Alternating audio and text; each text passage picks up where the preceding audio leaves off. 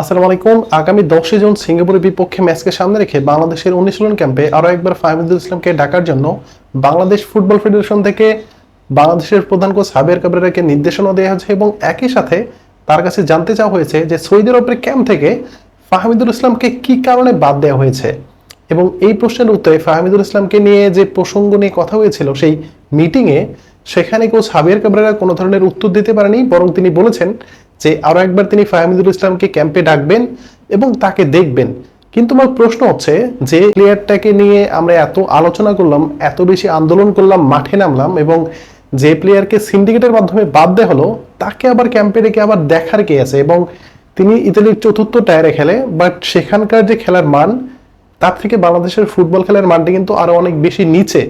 এবং ফোর্টিসেপসির ম্যানেজার তিনি নিজে মাঠে বসে খেলা দেখেছেন এবং তিনি খুব সুন্দর করে বলেছেন যে বাংলাদেশ প্রিমিয়ার লিগ ফুটবলকে সম্মান রেখে বলছি, বাংলাদেশ প্রিমিয়ার লিগের চাইতে ইতালির চতুর্থ টায়ার অনেক অনেক বেশি উন্নত এবং সেখানে অনেক বেশি কম্পিটিটিভ ম্যাচ হয় এবং খেলাগুলো অনেক বেশি কম্পিটিটিভ হয়। এবং ফাহমিদুল ইসলামের যে পারফরমেন্স সেটা নিজে মাঠে বসে দেখেছেন। সো ফাহমিদুল ইসলামকে নিয়ে কোনো ধরনের প্রশ্ন কিন্তু ওঠার কোনো প্রশ্নই ওঠে না। কিন্তু একটা সিন্ডিকেটের মাধ্যমে তাকে যে বাদ দেওয়া হয়েছে সেই ধরনের কোনো প্রশ্ন কিন্তু এখানে ওঠেনি। এবং আমরা জানি যে বসুন্ধরা কিংসের কিছু সিন্ডিকেট রয়েছে এবং একই সাথে ইমরুল হাসানকে নিয়েও কিন্তু অনেক ধরনের বিতর্ক রয়েছে।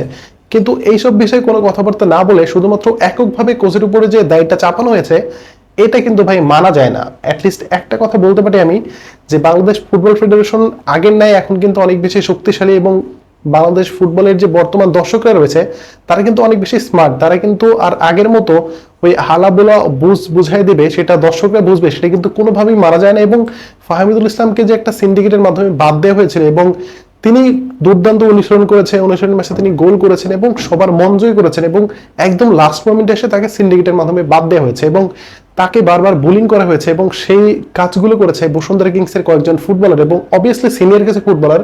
কারণ তারা জানে যে এইসব প্রবাসী ফুটবলার যখন বাংলাদেশে আসা শুরু করবে তখন তাদের জায়গা নিয়ে একটু টানাটানি হবে। সো আগেভাগে যদি বিদায় করে দেওয়া যায় তাহলে কিন্তু সেই কাজগুলো তাদের জন্য সহজ হয়ে যায়। যেমনটা কাজে সালাউদ্দিনের সময় আমরা দেখতাম যে প্রবাসীরাই আসতো তারা কিন্তু টিকতে পারতো না, অনেক সময় হয়তো তাদেরকে একটা কন্ডিশনের বাহানা দিতে হতো বা অনেক অনেক বাহানা দিয়ে তারা কিন্তু চলে যেত এবং তারা নিজের খরচে আসতো এবং নিজের খরচে আবার তারা চলেও যেত। কিন্তু এখনকার সময়টি কিন্তু পাল্টে গেছে এবং দর্শকরা কিন্তু অনেক বেশি স্মার্ট এবং রাইট নাও যতগুলো প্রবাসী ফুটবলার বাংলাদেশে এসেছেন সবাই কিন্তু পারফরমেন্স করেছেন। কেউ কিন্তু পারফরমেন্স না করে যে জাতীয় দলের জায়গা পেয়েছে বিষয়টা কিন্তু এরকম না। এবং ফাহমিদুলকে নিয়ে যদি স্পেশালি আমি বলি তাহলে বাংলাদেশ দলে এই মুহূর্তে গোল করার জন্য কোনো স্কোরার নেই। এবং আমরা জানি যে ইন্ডিয়ার বিপক্ষে যে ম্যাচটা আমরা খেললাম সেই ম্যাচে বাংলাদেশ অন্তত 4টা গোল করতে পারতো, কিন্তু সেখানে গোল করার মতো প্লেয়ার নাই। এবং হাবিয়ার কাবরেরা তিনি আলামিনের মতো স্ট্রাইকারকে, যিনি আসলে বাংলাদেশ প্রিমিয়ার লিগে প্রায় 13 থেকে 14টা গোল করেছেন এবং দুর্দান্ত ফর্মে ছিলেন তিনি, বাট তাকে না নামিয়ে বসুন্ধরা কিংসের কিছু প্লেয়ার যারা আসলে পুরো মৌসুমে খেলার সুযোগ পায়নি তাদেরকে নামিয়ে দেয় এবং বাংলাদেশ যথারীতি 4-5টা গোল মিস করে এবং বাংলাদেশ সেখান থেকে ড্র নিয়ে ফিরে আসে। এবং এই ড্র নিয়ে বাফুফে কিন্তু অনেক বেশি সন্তুষ্ট ছিল। কিন্তু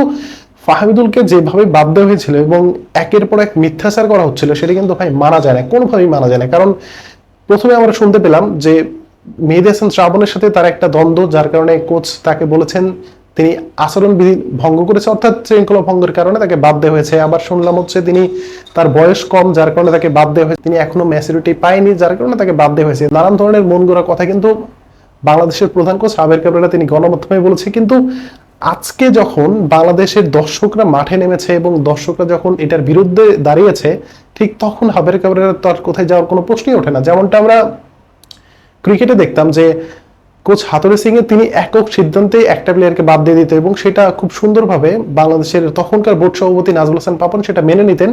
কিন্তু এখন যেহেতু বাংলাদেশ ফুটবলের ব্যাপারে এসেছে এবং সেখানে বাংলাদেশি মানুষের একটা ইমোশন হিসেবে ফুটবলটা অনেক বেশি কাজ করে এবং একটা আবেগের খেলা হচ্ছে ফুটবল, এবং ফুটবলকে যারা ভালোবাসে তারা সবাই মাঠে নেমেছে, এটা প্রতিবাদ করেছে এবং একই সাথে বাফুফের সভাপতি তাওয়ালের সাথে তারা মিটিং করেছে এবং এই সব প্রশ্নগুলো তার সামনে করেছে যে ফাহমিদুল ইসলামকে কেন বাদ দেওয়া হলো এবং যে সিন্ডিকেট কাজ করে সেই সিন্ডিকেট কবে ভাঙা হবে। তো সবকিছু মিলে ফাহমিদুল ইসলামকে নিয়ে এটা একটা পজিটিভ নিউজ যে তাকে সর্বশেষ তাকে আবার ডাকা হচ্ছে এবং তিনি হয়তো সিঙ্গাপুরের বিপক্ষে মূল দলেও থাকবে এবং তাকে একাদশে নামালেও নামাতে পারে, কারণ তার যে খেলার কোয়ালিটি এবং তিনি যে কোয়ালিটি মেনটেন করে ফুটবল খেলে, সো তার কিন্তু ভাই একাদশের জায়গাটা একটু ডিজার্ভলি এবং তার সাথে আলামিন তিনিও ডিজার্ভ করে। সো তাদেরকে হয়তো এক্সচেঞ্জ করে, অর্থাৎ হাফ টাইমে একজন খেলবে অথবা আরেক হাফ আরেকজন খেলবে। বাট তার আগে বাংলাদেশ চাচ্ছে আগামী 5 জুন তারা একটা প্রস্তুতিমূলক ম্যাচ খেলতে। সেই ম্যাচ হয়তো অনেককেই বাজিয়ে দেখার একটা সুযোগ পাবে। সো সেই প্রস্তুতি ম্যাচ যদি হয় তাহলে কিন্তু ফাহমিদুল ইসলামের জন্য একটা প্রথম পরীক্ষা হিসেবে সেই 5 তারিখের সেই ম্যাচটাই কিন্তু সামনে আসবে। সো এখন প্রশ্ন হচ্ছে যে ফাহমিদুল ইসলাম তিনি কতটুকু প্রস্তুত আছে বাংলাদেশের মাটিতে সিঙ্গাপুরের বিপক্ষে খেলার জন্য, এবং তার আগে প্রস্তুতি ম্যাচটা খেলার জন্য তিনি কতটুকু প্রস্তুত আছে বা তার ক্লাব থেকে তাকে ছুটি দিবে কিনা। আমরা বেসিক্যালি জানি যে জুন মাসের একটা উইন্ডো থাকে যেটা আসলে ছুটি থাকে, তখন কোনো ধরনের ক্লাবের কোনো ব্যস্ততা থাকে না, তখন কিন্তু পুরো বিশ্বের যে কোনো ধরনের লিগ কিন্তু বন্ধ থাকে। সো তার জন্য বাংলাদেশে এসে সিঙ্গাপুরের বিপক্ষে ম্যাচটা খেলা খুব একটা কঠিন কাজ হবে না। এখন তার খরচটা কে বহন করবে, বাফুফে বহন করবে নাকি নিজের খরচে আসবে, সেটা কিন্তু এখন পর্যন্ত ক্লিয়ার না। এবং একই সাথে বাংলাদেশের প্রধান কোচ হাবিয়ার কাবরেরা তিনি এখন পর্যন্ত ফাহমিদুলকে একাদশে নামাবে বা তাকে চূড়ান্ত স্কোয়াডে নেবে সেটা কিন্তু এখনো তিনি এখনো কিন্তু তিনি সেটা বলেনি বা ক্লিয়ার করতে পারেনি। সো এই বিষয়ে কিন্তু বাংলাদেশ ফুটবল ফেডারেশন থেকে একটা ক্লিয়ারেন্স কিন্তু নিতে হবে, কারণ তার একক সিদ্ধান্তে কোনো প্লেয়ারের কেরিয়ার নষ্ট হবে বা বাংলাদেশ দল ভুগবে এটা কিন্তু কোনোভাবেই মানা যায় না। কারণ আমরা জানি যে বাংলাদেশ ফুটবলটা সবার আগে, তিনি হচ্ছেন ভিনদেশী একজন কোচ। বাংলাদেশ হারলেও তার কিছু হবে না, বাংলাদেশ জিতলেও তার কোনো কিছু হবে না, বরং জিতলে তিনি হচ্ছে বোনাস পাবে এবং মাসে তিনি 15 থেকে 20,000 ডলার বেতন পাচ্ছে, সেটা অনেক টাকা। এবং এত টাকা দিয়ে এরকম আনএক্সপিরিয়েন্স একজন কোচকে দিনের পর দিন বাংলাদেশ ফুটবল ফেডারেশন তাকে কিন্তু চালিয়ে নিচ্ছে।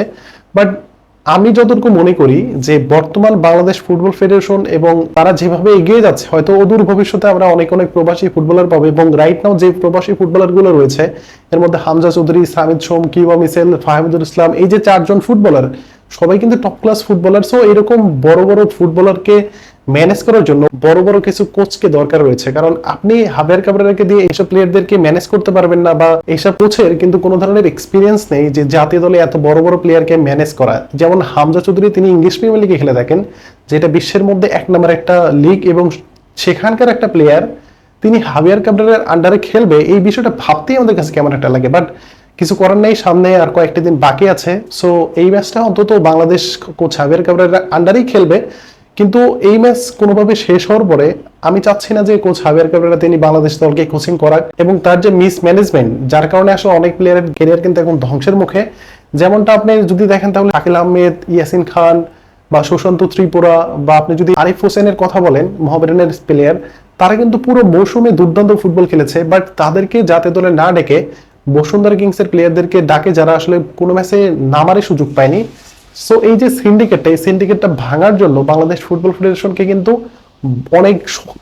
অনেক শক্তিশালী ভাবে কাজ করতে হবে। এবং একই সাথে যদি আপনার ঘরের মধ্যে শত্রু থাকে তাহলে কিন্তু ভাই সেই শত্রুকে আপনি তাড়াতে পারবেন না। কারণ